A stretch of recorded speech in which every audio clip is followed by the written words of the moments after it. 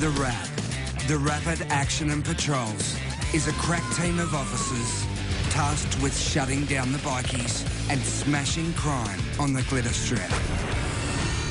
Gold Coast Cops. Tonight. On the ground! Get on the ground! Get on the ground! The RAP raid a drug den. What's wrong? You're eating a steak while you're driving. A routine traffic stop turns up a T-bone steak. I've been eating it in between jobs. What do you do for work? I'm a stripper. And a party reveller with a wee problem. Oh, no, you're not peeing there, are you? We're just walking home. I know, but you just peed where some kid's going to play tomorrow. All right, so on the 30th of November, we executed a search warrant. This is where it all kicked off. We found methamphetamine. At the RAP HQ, a high-level briefing is underway.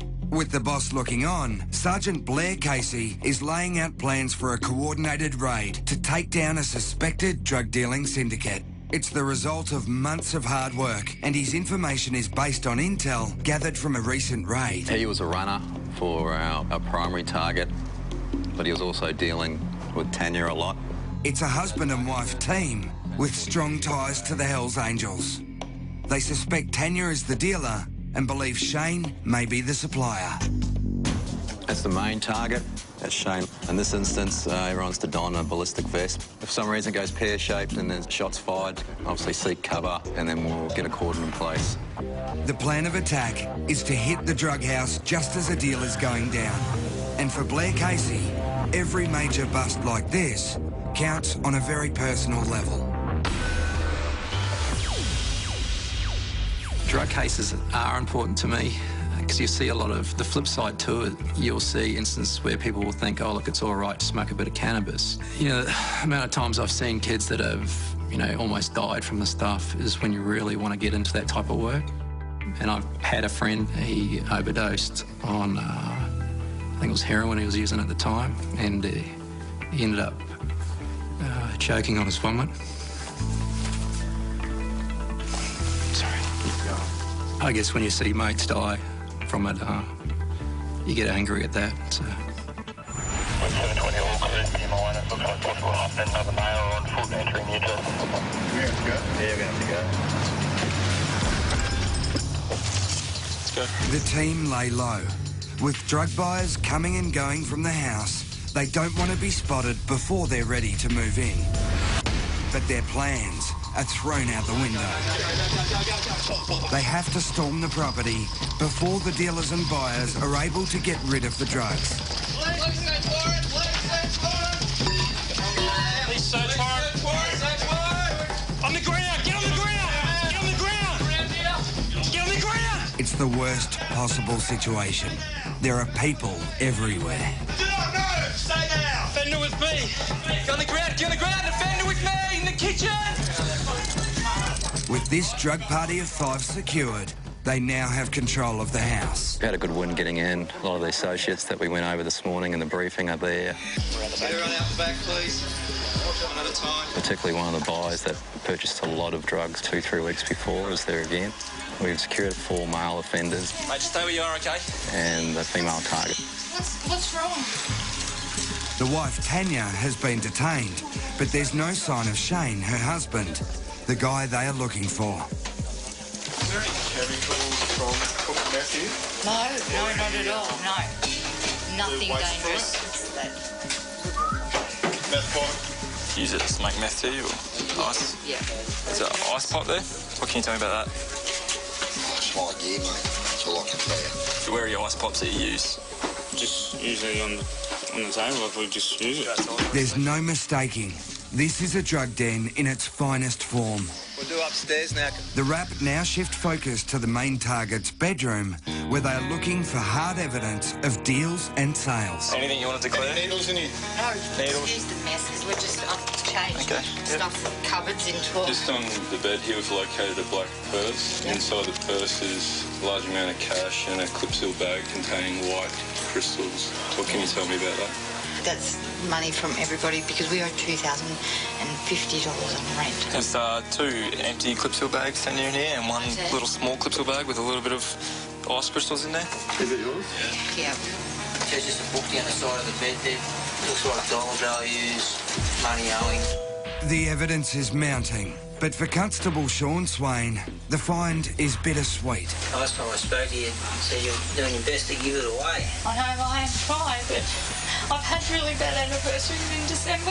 My brother died on the 22nd of December and he was buried on the 24th. This lady, I can remember from last time when I spoke to her. I took her back to Southport and she's got a heavy addiction to methamphetamines. Yes. You need help. Yeah, I do. I need to talk to somebody. You do?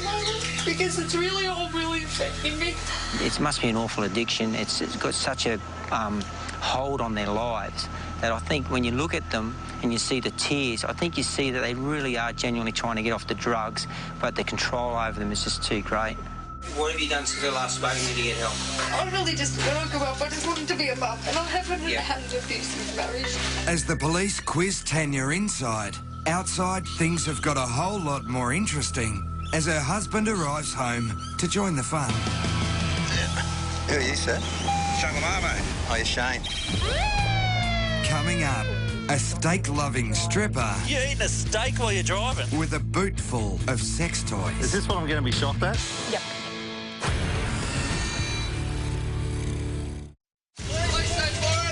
The RAP are conducting a raid on a suspected drug dealer they believe is working for the Hells Angels. What's wrong?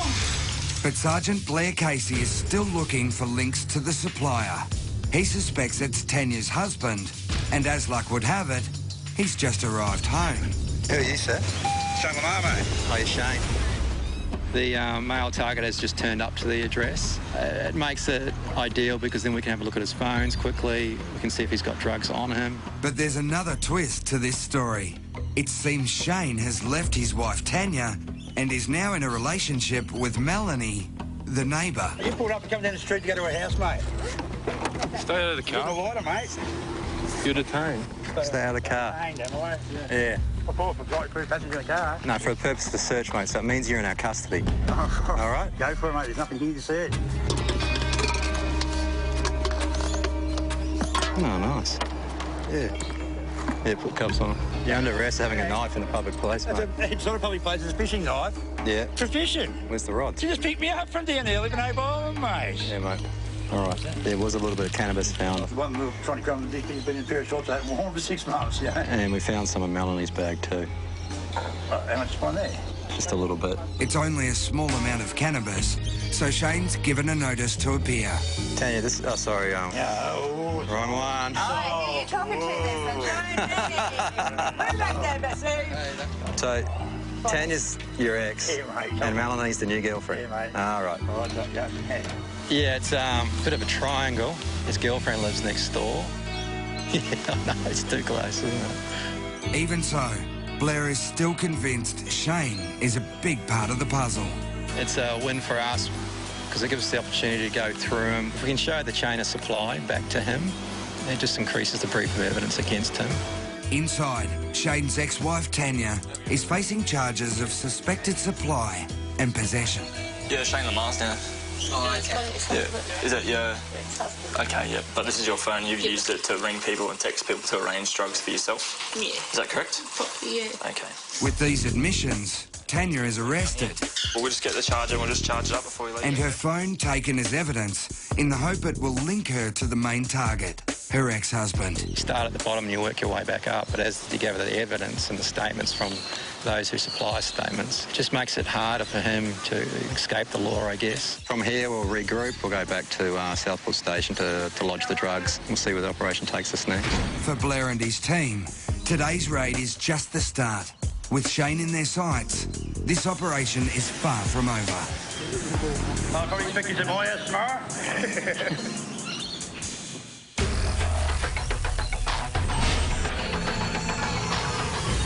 Sergeant Carla Sara has been on the force for 14 years. But tonight, teamed with Constable Trevor Beeman, she's about to have an eye-opening experience. They're cruising the Broadbeach area, checking licence plates. At the RAP, we've all got iPads to utilise, and that's assisted us greatly being out on the road, whereas the stations that don't have that technology yet, they have to go back to the station to do their paperwork. We can do it mobily. And tonight, a random check has come up showing a car linked to a wanted man. I done a check that came up with a person linked to that vehicle as wanted in relation to a warrant. They're going to intercept the vehicle, but if they think this is going to be a routine traffic stop, they're in for a surprise. You got a T-bone steak there. That's actually my dinner. So Oh, rightio. I've been eating it in between jobs, I'm sorry. What do you do for work? I'm a stripper. Okay. We're eating on the run, are we? I don't think I could ever say that I have seen in my police career someone actually eating some steak while they're driving. Tell me about this steak. You're eating steak in between jobs. I'm a stripper, so I go to different hotel rooms and I do a job. And I had a pub shift before, and then I quickly heated my steak up, and then I'm sorry, I don't have a chance to stop. So That's all right. I'm just wondering why you didn't have it at the hotel room. Now that they've got that straight, it's time to get back to the reason they pulled her over in the first place. Do you know a gentleman with the surname Luckhoff? No. I'm sorry, what's his first name? You sure it's my I think it's David. Yeah, I'll just go David Luckhoff. No. Do you know who he is? I swear to God, I have no idea who he... honestly, I don't know. What do you mean he's been in my car? It's just been linked to this vehicle previously. It might have been owned the vehicle before you, or how long you owned the car for? I got brand new. Did you? Yeah. He might have been seen near your vehicle then or something, maybe. Do you lend your car to people? Well, that's what I was just about to say. The only thing I think of is my ex used to borrow my car every now. What's your ex's name? She claims she doesn't know the person, she's never met the person, doesn't know who he is, so we'll write that one off. I'll just go run the checks again and I'll be with you in one moment, OK? All right, one moment. And as soon as they're out of earshot, Carla and Trevor debrief. Mate, it's a T-bone steak in the front seat. That's the most weirdest thing I've ever come across. But Carla and Trev's night is about to get a whole lot weirder.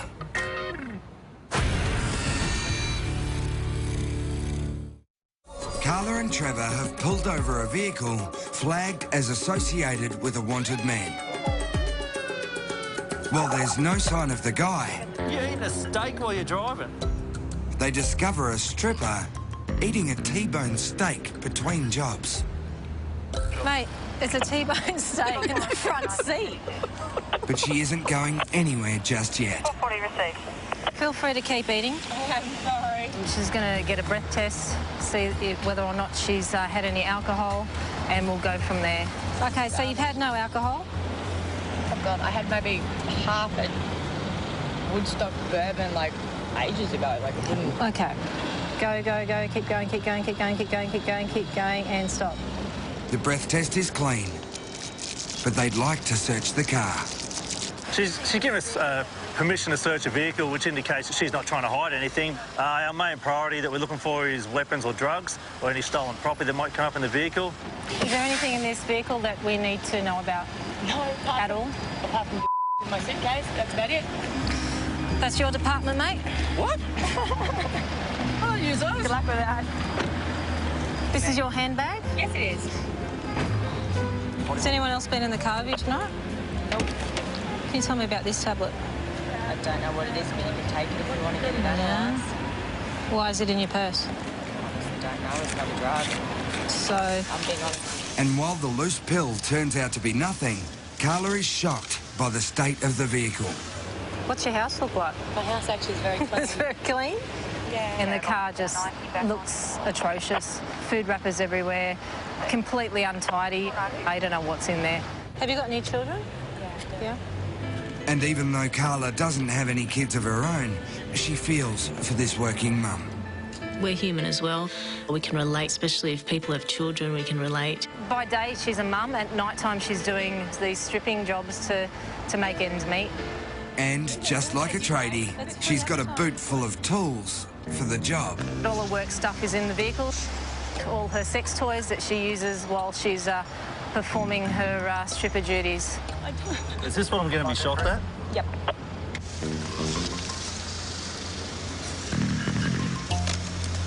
So that's your work bag, is it? Are you living out of the... No, I'm not. This is because I do shows. I like to use fresh stuff every one, so that's all my fresh stuff. So this is clean? Yeah. Yep. I'm kidding. It's a joke. It's a joke. I'm sorry. It's all clean.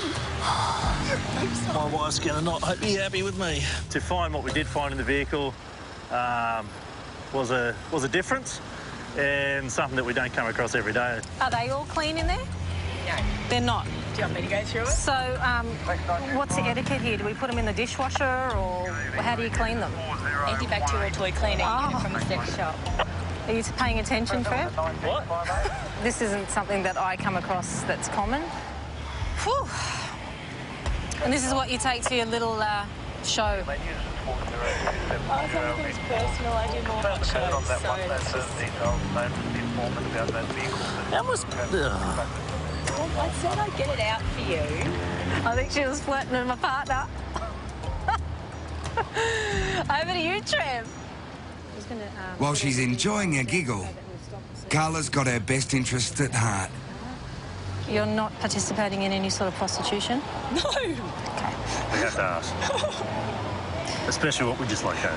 You have to be understandable. I do sort of get it, but no, I'm 100% not. Awesome. 100%. I would not ever do that. And now they're satisfied she's done nothing wrong. It's on to the next job. All right. You're now undetained. Thank you. She's got a bachelor's party she's got to do a show for, so she's going to put all those toys of hers to good use, I guess. But not before a final word of advice from Carla. Clean that car. I know. If you've got... How old's your son? 3-year-old son in that car. That's disgusting. OK. You're all right to go. Thanks for your cooperation. Clean out that car, hey? Trevor and I go back a long way, and out of all the jobs we've ever been to, this has to be definitely an eye-opener for us. Oh, it's on my top 10. It's definitely on the top 10 list of intercepts with a difference. Next, But you just peed where some kid's going to play tomorrow. a party reveller is caught with his pants down. You didn't quite finish the job, man. Well, will you guys come along?